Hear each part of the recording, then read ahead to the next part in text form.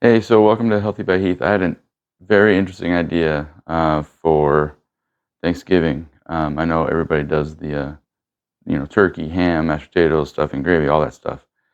I was thinking in the mode of like a soup or something, right? Something a little bit original, something different. And I came up with a very original and unique soup. I thought about making um, my mushroom sauce that I usually use to top, great steaks. And then I also thought about squash soup, and a combination of many other things that I've done in the past. And what I've created is something that I think you're all going to enjoy. So it does have meat in it. If you didn't want to put meat in it, that's fine. Just use a substitute.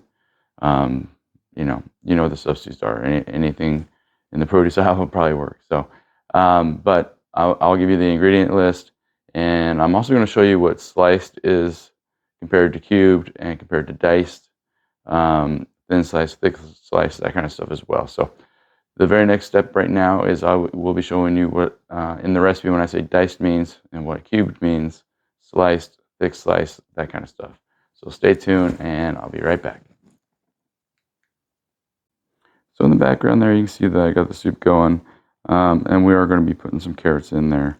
We'll be doing both the diced and the cubed carrots. And so that's why it's important for me to be able to show you the difference in my recipes.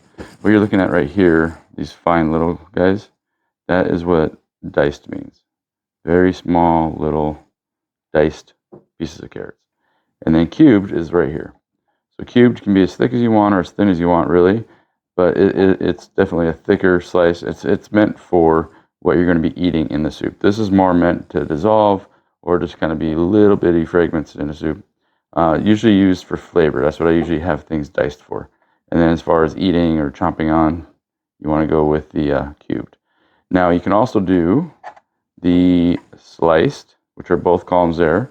You can do a thinner slice, which this would be, or you can do a thick slice, which all of these are.